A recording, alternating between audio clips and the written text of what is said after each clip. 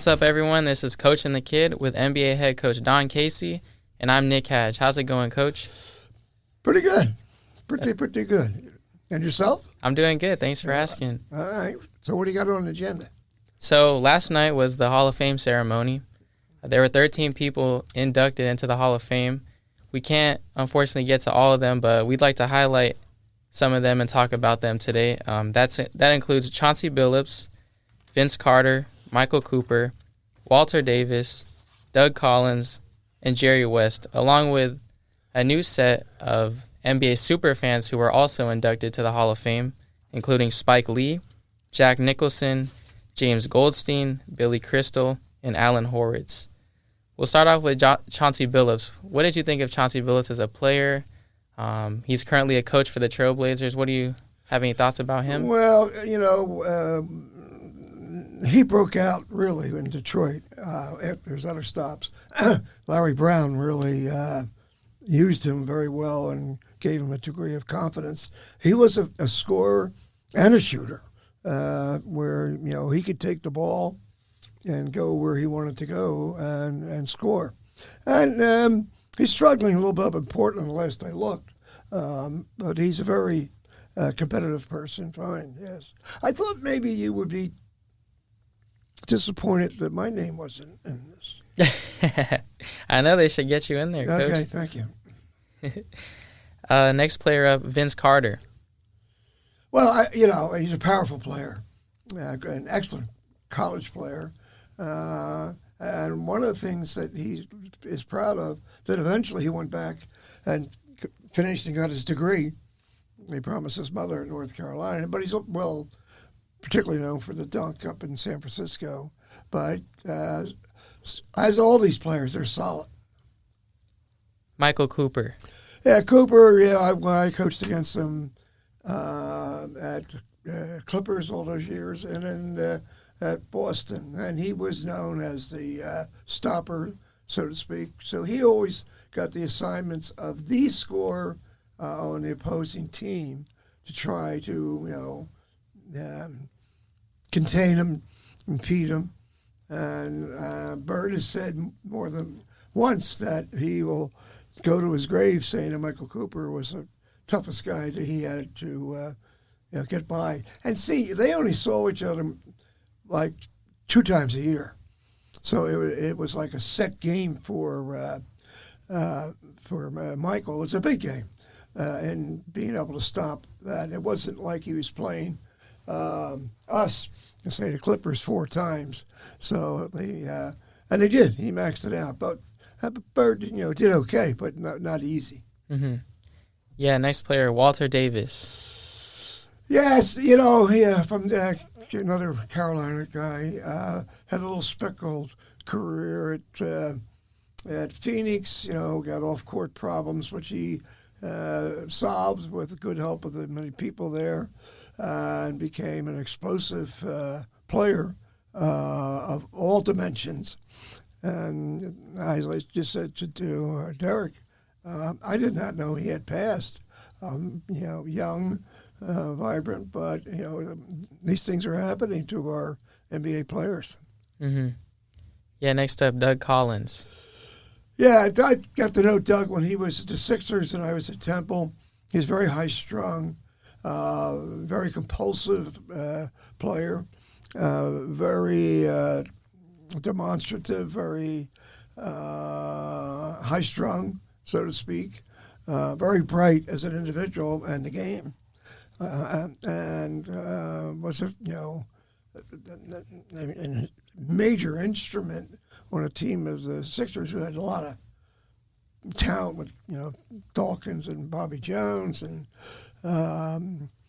World Be Free was there for a while. So no, Doug, and he did well in coaching. I liked him very much in broadcasting. Mm-hmm.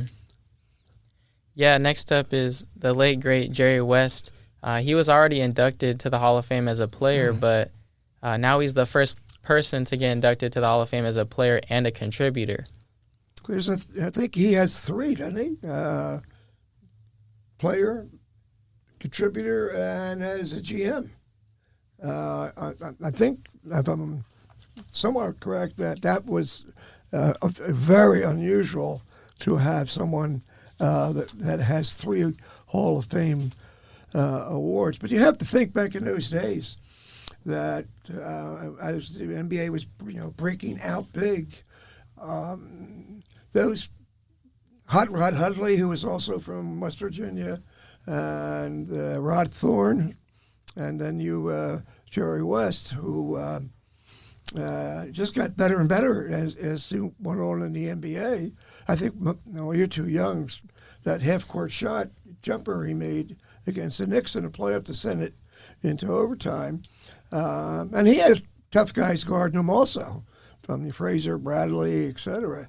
But he really got his other, which is hard, going from player to the front office. But he was fortunate. He had Sharman, who was a Boston Celtic player that became GM at the Lakers and was good, and Jerry was under him. And then when he left, Jerry, took over and did what he did. He put teams together. Mm-hmm. Yeah, like I touched on earlier, there's a new part of the Hall of Fame that they added, and that's with the super fans.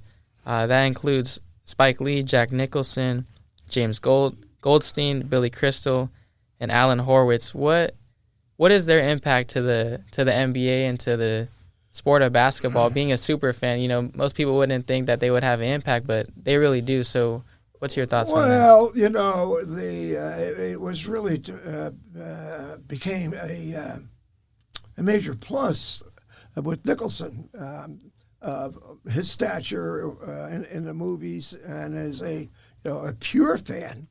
He had, and he bought. They didn't give it to him. Bought 4 tickets every year there, and he was good. He was a little smart. We used to go, get on him, and he would give it back. But he was I think the one that really started it. Jimmy Goldstein is another friend that is a unique individual. You can go to his site, jimmygoldstein.com. And what you see is what you have to believe. I used to say he dresses up like Wyatt Earp. He's got always leather. He never dresses in what we do. And he goes to every game, Clippers and Lakers, every home game. And then after the first round, he said every reachable playoff game. And he's been doing it. I met him in 84 at the Clippers, and he had been doing it since 1965, and knows the game. So he was the first, and it's called the Jimmy Goldstein Gallery Hall of Fame. So it's named after him.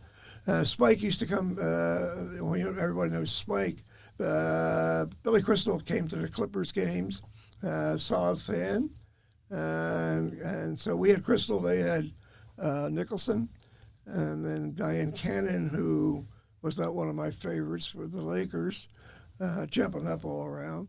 And the guy from Philly, I don't really know, but they like him, and he does a lot in the community. Yeah. So but he's nuts. What's it like having these people in the crowd, like seeing them in the crowd? Does it affect the players? Does it affect the dynamic of the game? No. Well, they recognize it. They would recognize it if he wasn't there. Mm. So, but after a while, it's you can't let that cloud your mind up. But he was good. Nicholson did not chirp and say things out to agitate a player along the line. He was very professional. Every once in a while, he jumped up against officials. He knew everybody, all the officials and et cetera, and he was very good. And Spike is Spike. He remember Reggie Miller. Yeah, I was just about to say, I always... That. Now, Reggie scored what? 10 points in 5 seconds or something like that? Yeah, it was like 9 points in 10 seconds. That was with the threes, right in front of... Right in front of Spike. Gave him the choke sign. See, but they're all good people. I mean, they're fans. They're are professional people off the court, but they're good people, and they add to the game, to the entertainment value. So it's easier when the league was back trying to promote the game. They would show Nicholson and others. So no, they're good. Mm-hmm. Would they kind of stay in their lane as a fan, or would you ever see them maybe in the locker room or behind the scenes? No, I do. No, the locker room is another. It's like a church. No, we never had any. One come in. We had like Senator Kerry, Senator Kennedy. Boston has many good fans, but not always like movie stars. So I never saw them. Well, maybe after like a championship or something, but not on a day-to-day basis. I don't believe so. Yeah. Well, just to transition over to another subject, the Celtics and Nuggets, they played preseason basketball in Abu Dhabi around a week ago, and that connects with Basketball Without Borders, which you were a part of, and they hosted Basketball Without Borders in Abu Dhabi last year, and this year it was in Africa, and Moses Moody and Emmanuel Quickly, they were coaches for Basketball Without Borders. And what was your experience like? And can you just explain what Basketball Without Borders is to people? Well, a very bright young lady named Kim Bahoney, who worked for Ted Turner at TNT. Now, again, you're too young for this. In 1980, we did not go to the Olympics.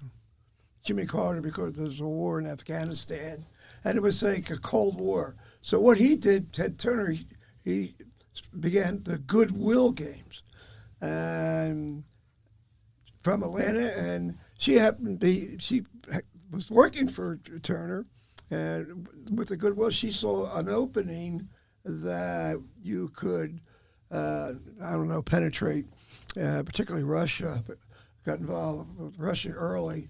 Would send people there for clinics, celebrities, coaches, small scale. Then it got bigger and bigger in her mind, and she created the term Basketball Without Borders, where the NBA would just come in, bring coaches and players, and also then they start bringing players like from Africa, the best players in Africa, and that was back in the early 2000s. And now you see how many kids all around.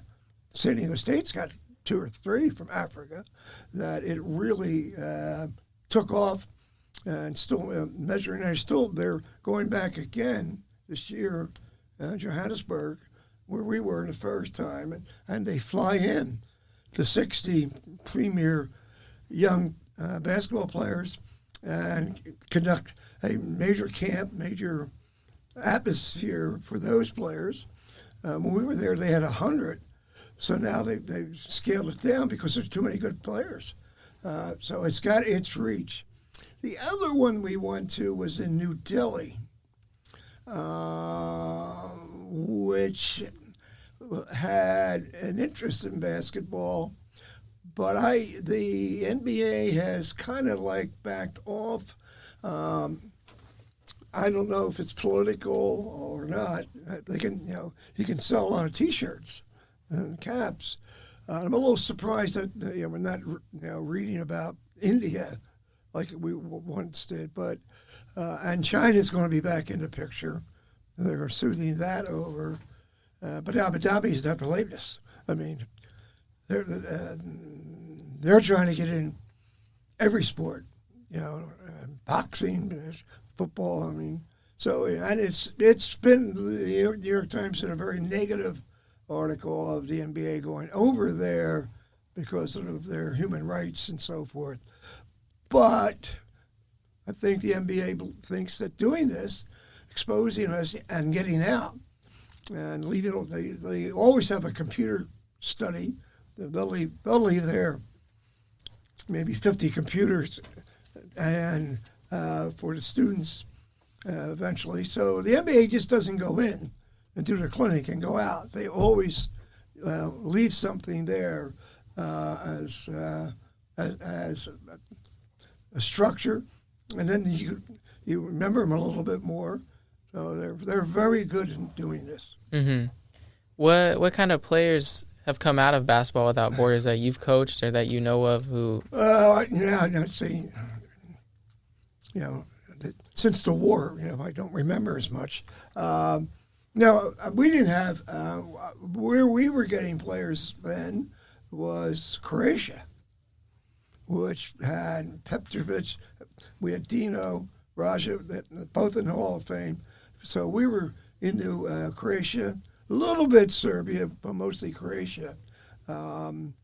Just former GM Dave Gavitt, because he was the head of the Big East, he had made a lot of contacts over there. But we were not into Celtics into Africa. It was too early. Mm-hmm.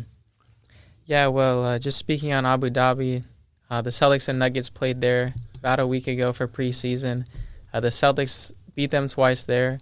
How important can preseason be? This could be a potential finals preview. Do the Nuggets losing these games, does that matter at all? Not really. You don't want to. I mean, they want to win, but I don't know the minutes the guys are playing.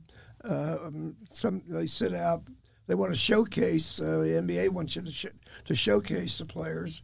But I coming out of the West is going to be hard. Mm-hmm. I mean, it's bunched up. I still think the Celtics have the edge in the East, but it's a natural. The two final teams.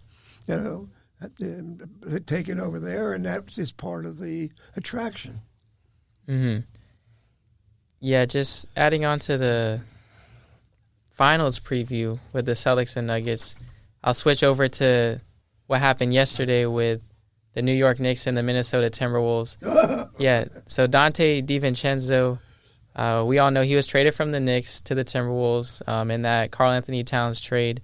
And Dante DiVincenzo, he was at the free throw line, and he was chirping over at the Knicks bench. People think he was saying that he's talking to Tom Thibodeau and saying that, I can't finish right, Tibbs. I can't finish right, Tibbs. And then he also brought up that he said to somebody on the Knicks bench, people don't know for sure who he's talking to, obviously, but he said, that's what happens when they let you run the show.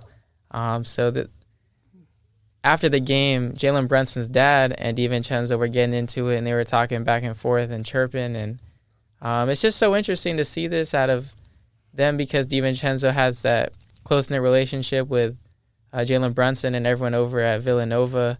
What do you think about that? Does this mean anything? Well, it's a little bit surprising, but he's such a good player. I mean, he's a key part in that trade because I know the assistant coach of Minnesota, they're really good, the head coach, and they run good stuff. They'll max him out. But I think that, Tibbs is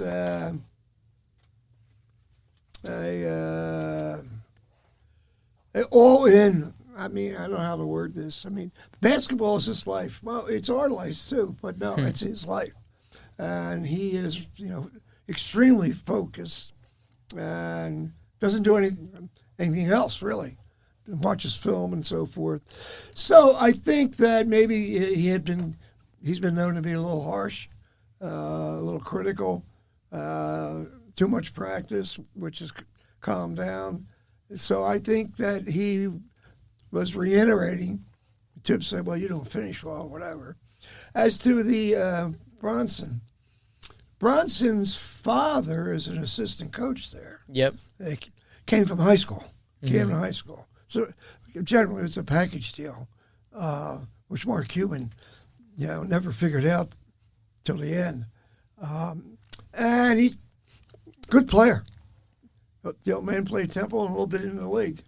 So I think that it was a little, I remember when you said this, and here I am now. Obviously, he didn't want to be traded. And I think he thought he wasn't going to be traded by the verbalization of the GM or Tibbs. So it's unusual. But he was annoyed. Mm-hmm. Yeah, clearly he looked annoyed. And going back to the Celtics, they're undefeated now in the preseason. Do you still think they're the favorites to come out of the East? Yes. Think so? Yes. Do you think anybody challenges them at this point? Well, I think New York will always be there. I don't know about Milwaukee. Mm-hmm. I mean, they should be there. But you go down to like the Bulls and the Wizards, and I mean Bullets. Wizards, what do you call them? Wizards. Charlotte. They're not in the mix. A lot. Orlando. I don't know the Pelicans that well, but I hear they're well directed. Memphis. Mm-hmm. But the Celtics are top to bottom for players, and he's an excellent coach, Joe. So I still say the Celtics. In the West, I have no feel to you. No, I don't know if there's a clear favorite coming out of the West. I mean, you have the Thunder. I think they're gonna be very good. There you go. On top of their internal improvement, and they're still young, getting better. They added Alex Caruso and Hartenstein. I like him. Yeah, they're both very good players who will help them immensely. And the coach is good. I forget his name, but he's good. Yeah, he's a young coach. Yes. And I think that helps their system a lot, having a young coach along with young players, having that dynamic. And so you don't like old guys? Not that I don't like old guys, but I think you see with the NBA now, you're hiring a lot of younger coaches. Finally. Yeah. If you look around the league, even with the Utah Jazz, with Will Hardy, he's a young coach. The Celtics getting Joe Mazzulla. The Rockets, Ime Udoka's not super young, but he's still a younger age coach. You see a lot of NBA teams go in that direction. Well, they're finally, it's good. They're finally moving guys up through the system rather than bringing recycling coaches, so to speak. But they recycle at General Motors, at Tulsa. I mean, they all do that to some extent. But it's like Chauncey. He was all those teams, and Larry Brown had been here, there, and everywhere, and happened to be Detroit, and he thrived, under that system with Larry. So there are those guys that can tweak it and had a lot of experience. The younger coaches, if they've been assistants for a while, they know the game and how they want to do it, and it's bringing a little bit of a new culture and expertise. It's good. Yeah, they're good. And just on the topic of coaching, and we talked about this. You talked about this a little briefly with Tibbs. Tom Thibodeau, his system with playing his guys so many minutes. Do you think that's sustainable for his team? Well, that has been the knock on him. He wears them out, and now you come into the management. It's all that stuff that was started by Popovich, which really annoyed the NBA because people are paying good money at San Antonio, coming in like once a year to see Tim Duncan, and he sits them. And that's not really, it's not fair to the person that's keeping your product going, but yet he's doing what he thinks is the best for his players. So I think that I don't think Tibbs pays attention to that at all. He just coaches the way he wants. Yeah. Do you think there is some validity to his players being too tired in the playoffs or injured when it comes playoff time, or do you think that the playing time doesn't affect that? Well, it's yes and no. I mean, we never at Boston with Bird, McHale, Parrish, Joe Klein, the seasoned guys. They just played. Now, Bird was a little under the minute situation because of his back, and if we took him out and he sat, it bothered him. So now, what that happened, all the pictures you may see now, he lays on the floor right in front of the bench. So yes, somebody like that. But they, if you keep saying that, the players are going to say, I feel tired. And I don't know. It's in the system. I don't think that it should matter that much. That like LeBron wants to play, and he can. So you're going to say, well, you're only going to play 25 minutes a game because we want you to play in the playoffs. Well, maybe, how about if you don't go past the first round?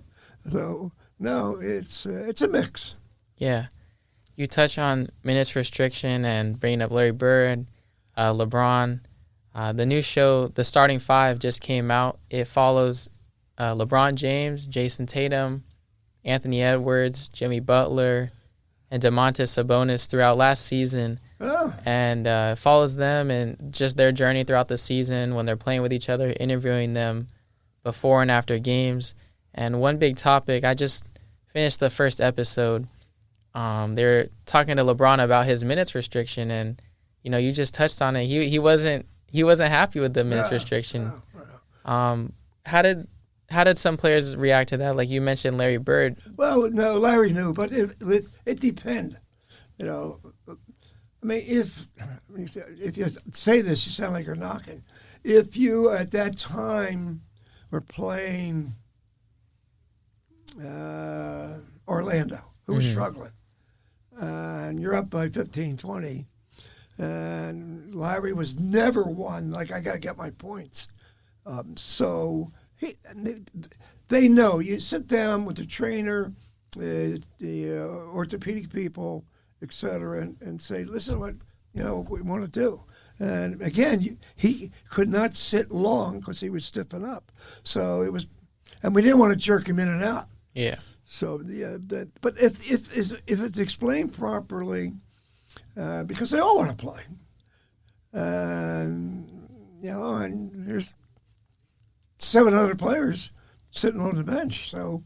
I think it's hard for these coaches because this topic is jumping all over about load management. Never heard the term before. That's dropped a little bit, but I just saw in the paper today. Was it Embiid? Embiid. Yeah, he's out. They made an announcement. He's out for the rest of the preseason games because he's in knee management.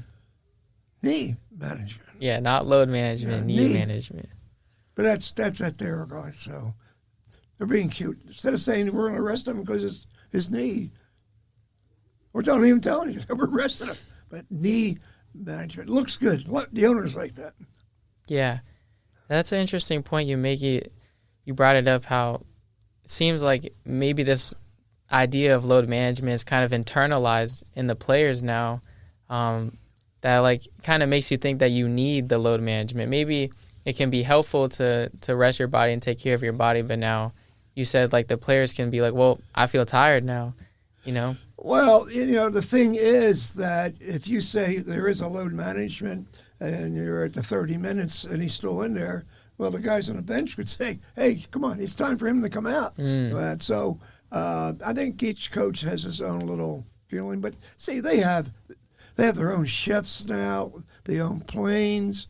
They're very much more conscious of the health, and smartly, because look how long Kobe and LeBron. I mean, you can pick that paycheck up for 20 years. Yeah. So they're very conscious of that today. Yeah, definitely. You talked about coaching philosophies, and I just wanted to bring this up because I thought it was really interesting. Joe Mazzulla with the Celtics, Jaylen Brown was talking about how, Joe Mazzulla tries to keep it fresh and new with his philosophies, and they call him Psycho Joe because of how I hear that, just different that he is. One philosophy they have is Joe Mazzulla had them study how sharks in the water attack their prey, and he emphasized how they attack their prey as a unit. And he had a whole segment for the players to watch and learn about. So I just thought that was super interesting. What do you think about that? Well, I like it because it breaks up the routine of just practicing, etc., and then showing other aspects of how things get done. I don't think the Great White has a pack of sharks with him. I didn't know that they could show that in wolves. Wolves do not attack alone; they attack in packs. So I think he's trying to create the mentality that even a shark needs other sharks, to help him get his results. Mm-hmm. And Phil Jackson was in with the Zen, etc. I think it's okay. Yeah. Yeah. Interesting. Yeah.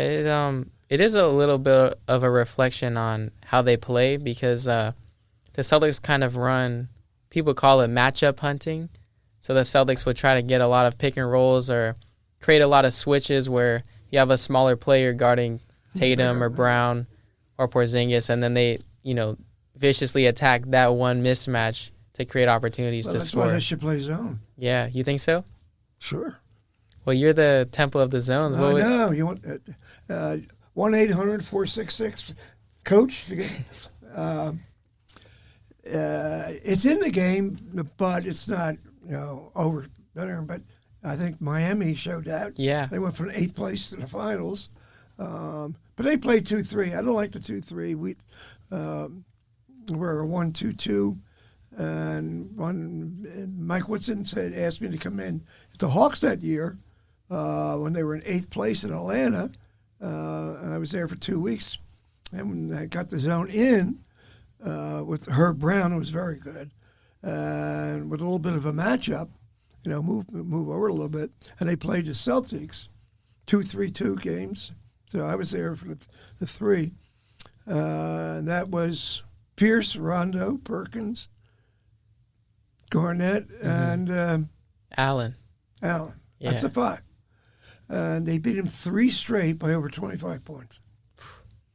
Now, why? Well, Doc Rivers the coach, Thibodeau was assistant, and Kevin Eastman. Game 1, it was a stunner. And game 2 came up, and they were running the same stuff. Game 3 came up, and they were running the same stuff. So the players were able to groove in. It was a little surprising. We had Zaza, Hartford, Bibby, Childress. Was Joe Johnson on that team? Joe Johnson. Williams, Marvin Williams. Oh, wow. And they did good. Mm-hmm. It was fun. Yeah, you guys. So it can have a place, but most of I go back. At one time, a great deal of the NBA coaches had also been high school coaches, assistants in college, head college coaches, and then assistants in the league. So you had Hubie Brown, high school coach, Ramsey, Mata, Jimmy Lynam, Paul Westhead, Jack McKinney. You can go on. So they wouldn't be as much stunned if you put a zone because they had seen it somewheres. Mm-hmm. Pure pro coaches have not seen it. So that would be an edge, I think, because they're not familiar with it. And they'll pick and roll against it, but that can be handled. No, I would have definitely advised any team to do it just to annoy the other team. Mm-hmm. Yeah. If you go watch the 92 Pacers Celtics on YouTube, the game where Larry dove down and hit his head on the floor, Bob Hill, good coach, after every foul shot, he ran some type of a zone. Or pressed. And it was annoying. Mm-hmm, just to switch it up, just to give a different look. And, D. Brown, he had 5 turnovers. Wow. And, it was a good game. Tough game. You're talking Reggie Miller, Perkins, Chuck Person, Fleming, LaSalle Thompson. I mean, they were good. But did it beat? No. But did it come close to really causing dilemmas? Yes. Mm-hmm. Yes. And we didn't, we practiced against it, but it was not like, it was too passive. Yeah, definitely. I can see how that works. I saw this a couple years ago. You mentioned with the Heat and Eric Spoelstra. Yes. When they played the Celtics in the conference finals, and when they would get to that zone, it would be super difficult for Tatum and Brown and to start creating so many turnovers just off of that zone. Mm-hmm. And that's really what, in a way, made the Celtics kind of blow it up after that, because that's when they got Drew Holiday and Kristaps Porzingis to really spread the floor. They had to get some more consistent shooting to really beat that zone. Well, the DNA of the NBA is man for man, mm-hmm. and what you do with it. You switch, you press, whatever. How do you handle pick and roll, etc. You have to remember now, the NBA in the early days was very conscious of scoring points. Mm-hmm.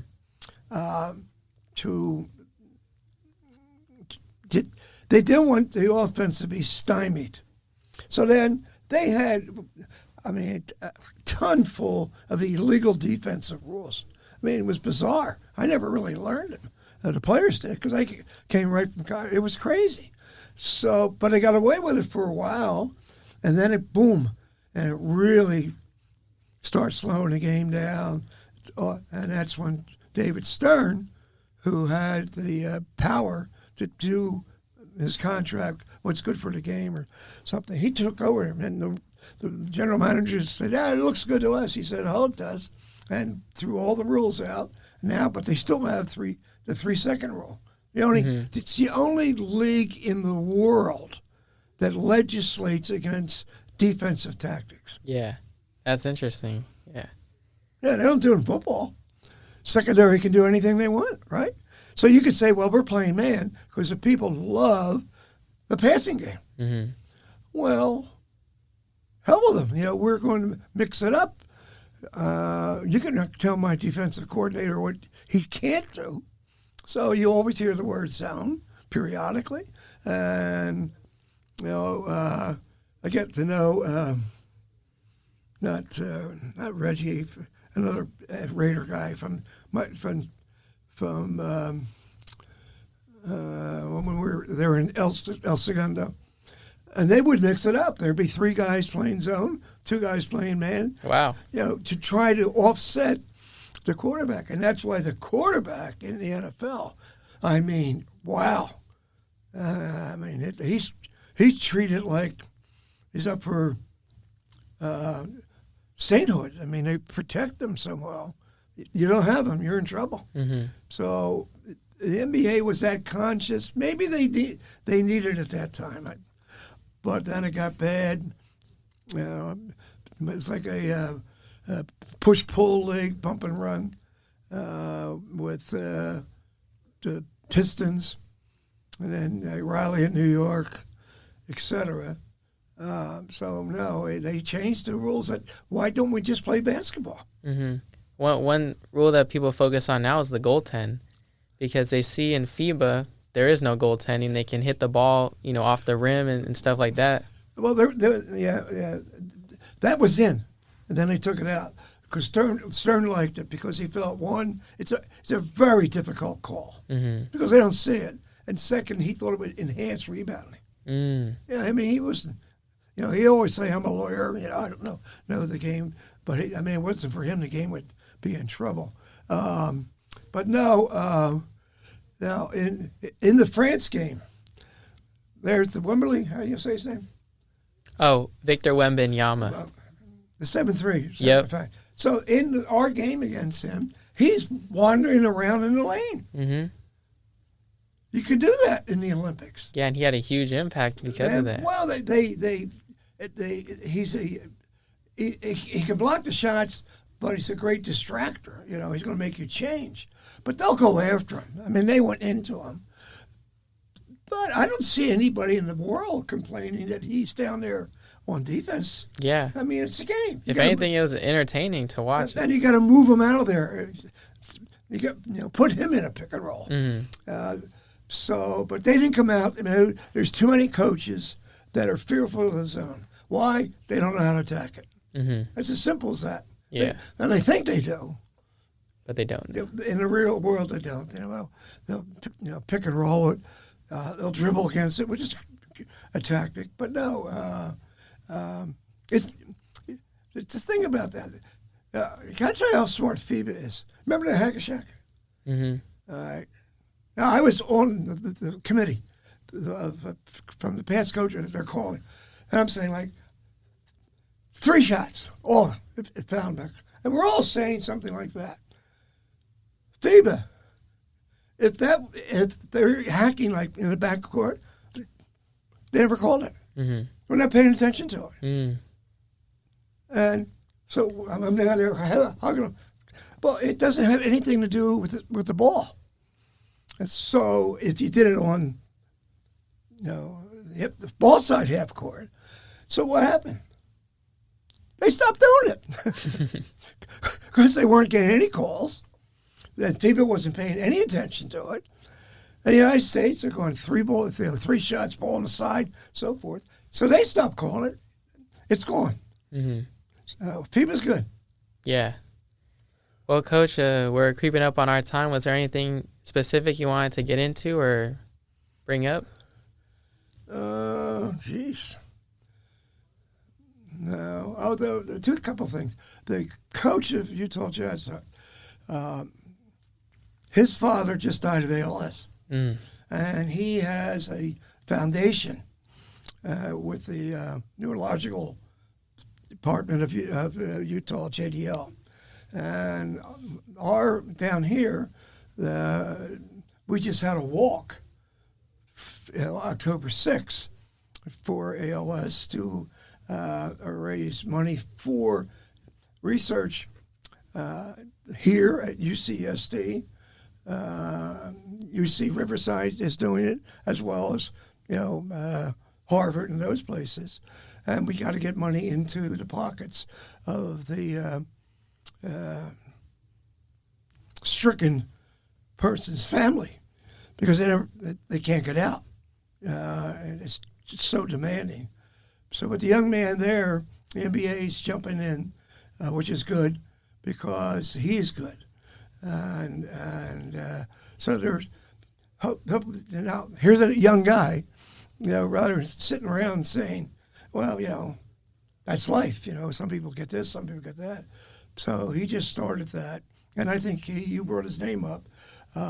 He's a Danny Ainge protege. Mm-hmm. So I'm looking forward to go out there and meet him. I haven't seen his team play, but I hear they're good. He's young, right? Yeah, he's a young coach, a young team there. So no, that's outside of that. Are you buying lunch or how are we working? Yeah, we can get whatever. Let's do it. How are you handling your father? I'm doing the best I can. Under the circumstances? Yeah. His father's our unofficial producer. Yeah. What did you say he was doing earlier in the car? He said he was. Oh, yes, with us? Yeah, he was over. He's got a lot of notes here. Shoot the paper out. He was overcoaching. Yeah. Definitely. Well, Coach, have